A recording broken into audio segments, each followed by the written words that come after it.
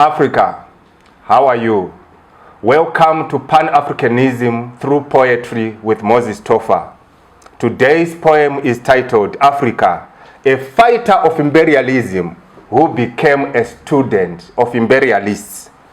Africa, you went through slave trade, colonialism, and apartheid. These triple evils were excruciating, damaging, and dehumanizing. You fought a valiant fight and won your independence. But these evils have refused to repent. They have refused to go. They always repackage themselves and continue to fight the same battle. The battle to own, control, and exploit your resources. It is a battle which they will never cease to fight. Africa, I want you to know that you have the purest version of history among the community of nations. You have the most empathetic history, a history of Ubuntu, a history of humanity unto others. Yours is not a history of enslaving other civilizations, but of fighting against those who enslaved you. It is not a history of colonizing other civilizations, but of fighting against those who colonized you. It is not a history of plundering other civilizations, but of fighting against those who plundered and continue to plunder you. It is not a history of planting and watering global inequality, but of fighting against global inequality. It is not a history of racism, but of fighting against racism. It is not a history of hating other civilizations, but of fighting against those who hate you to the uttermost. It is not a history of othering other civilizations, but of fighting against those who othered and continue to other you. It is not a history of imposing your template of governance on other civilizations, but of fighting against those who always impose their template of governance on you. It is not a history of disrespecting other civilizations, but of fighting against those civilizations whose appetite to disrespect you is insatiable. It is not a history of interfering in the internal affairs of other civilizations, but of fighting against those who always interfere in your internal affairs. It is not a history of vengeance, but of forgiving and embracing those who enslaved and colonized you. It is not a history of paying evil for evil, but of always paying good for evil. Africa, I looked around the world and I did not find any country that is in pain because of you.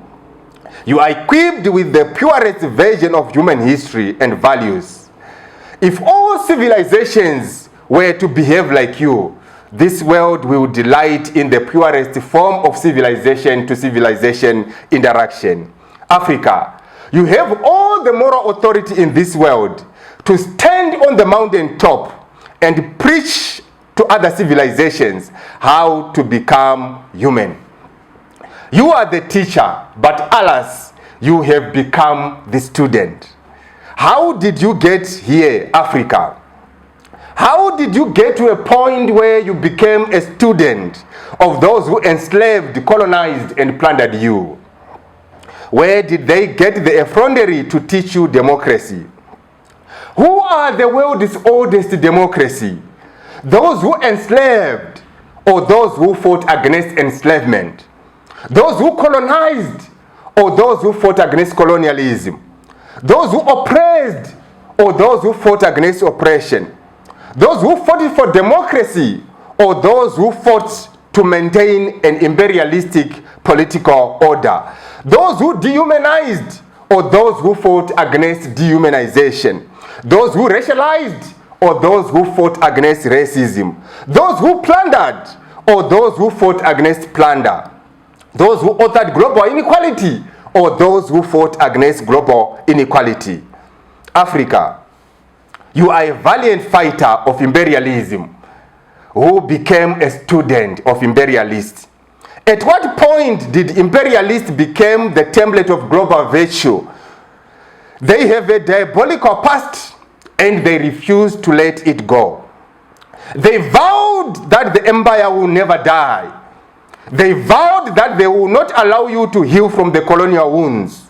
They vowed that you have no right to address colonial injustices. They vowed that they will not apologize or repent. They vowed that they will continue with the same scramble for your resources. They vowed that they will continue to interfere in your internal affairs. They vowed that you will never have the right to define your destiny. They vowed that blackness and whiteness will never be equal. They vowed that they will never reform the global architecture because it is their primary tool for perpetuating imperialism. They vowed that they will continue to fight imperialistic wars across the world, wars that have caused untold deaths and suffering. But they refuse to be made accountable by anybody because they believe that they are above and beyond the law. These are the people who claim that they have the moral authority to be Africa's teacher. Africa, why have you accepted to be their student? By accepting to be their student, you have accepted that they have the moral authority to teach you. You have accepted that you do not have the moral authority to teach them anything. You have accepted that they have a good history and you have a diabolical one. You have accepted that they are clean and you are dirty. You have accepted their claim that there is nothing good that comes from Africa. You have accepted to sanitize every diabolical deed they committed and continue to commit. You have accepted that imperialism is the oldest form of democracy in the world. You have accepted to be emptied of everything African and be repackaged with everything imperialistic. Rise up, Africa, and take charge of the narrative. Write and tell the true story. Tell them that you are the teacher and that they are your students. You must speak and they must listen. You must stand up and they must sit down because you have more to teach them than they have to teach you. Africa, you are the teacher, not the student. A fighter of imperialism cannot become a student of imperialists. Thank you, Africa. This is Moses Tofa, Pan-Africanism Through Poetry, inspiring Africa, raising consciousness. Amandla!